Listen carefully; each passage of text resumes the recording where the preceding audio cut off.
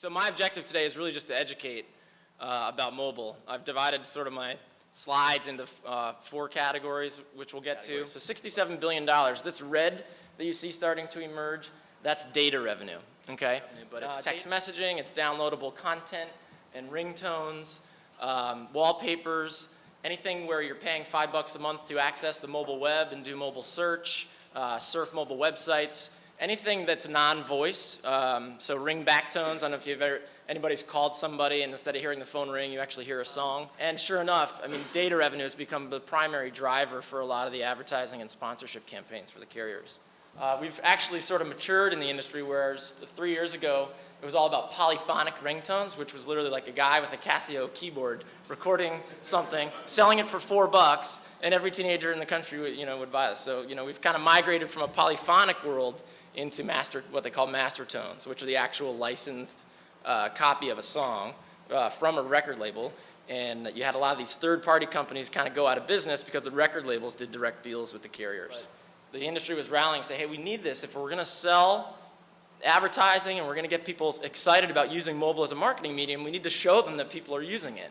And so what CTIA did is they got an accounting firm to sort of be the holder of the data, and everybody submits their reports to that accounting firm, and then they come up with the report. So we're over 30 billion text messages a month now in the US alone, so that's 1 billion messages a day, which is remarkable. So again, just phenomenal growth in messaging. And what that means is, okay, people are doing this, how can we leverage that for a marketing opportunity? I think messaging has reinvented radio. Both mediums are inherently mobile, and so when you marry those, what we did is we actually have an application for radio stations where they can see all the messages coming in like a DJ. Instead of just getting one person fed into them from the phone line, they actually have an interface where they see thousands of messages coming in at once. So just to show you the insatiable demand for interaction, we did this thing for Disney, and we averaged 69 messages per person, right? So we created this adventure game where you're Jack Sparrow, you're Captain Jack, and you go to different islands, and if you solve the mysteries on these islands, you get a piece of content sent to your phone. So, all the 15-year-old girls want the Johnny Depp wallpaper, and they're going to go do as much as they can. So messaging from a marketing standpoint is really all about dialogue. It's all about engagement. How long can you get somebody in a conversation? It's not about push messaging and advertising. It's about pull. They initiate, right? And then you communicate. And if they're willing to do 69 messages per person, I mean, that's huge. That's valuable. That's about a 48-hour average right there. So you see AT&T leads the carriers about $115 million and 35% of all premium transactions. Premium is the American Idol challenge, right? So you vote for 99 cents. It's deal or no deal. Send in your vote for 99 cents. Dancing with the Stars has a vote right now. So mobile's become an absolute strategy for NBC and for Deal or No Deal. And then this is a storefront that we're running. So we're trying to do the honest approach, which is enable brands and media companies and entertainment companies, sports teams, radio stations to participate in this revenue stream. So what we did is we partnered up with the Giants, basically got all these pictures as wallpapers that you can go download. These are the ringtones. You kind of mouse over, you can hear you can hear the radio announcers, you can hear the players. We get coaches to record ringtones. We had Mark Cuban record a bunch of ringtones. He was the first one on. This is like almost 2 years ago. So way ahead of everybody, which is great. Like I said, you send somebody a WAP push. That's a link that they can click on from their phone and be launched into the mobile web, so the mobile web environment. And then they can play, they can sort of register, they can get maps and direct happen. The iPhone is a huge advancement.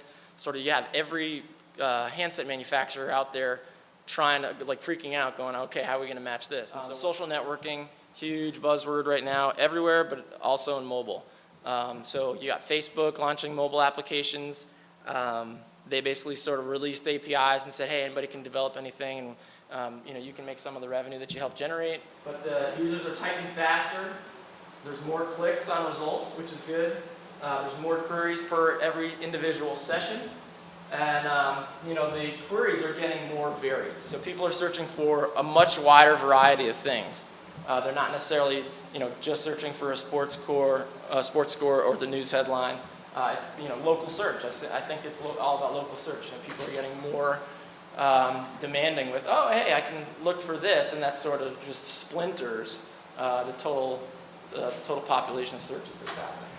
Just to put it in perspective, you have about 895 million online users, and so the reason that Google and all these companies are going so aggressively after mobile is that there's 3 billion mobile handsets out there, 3 billion mobile subscribers, which is like half the world, right?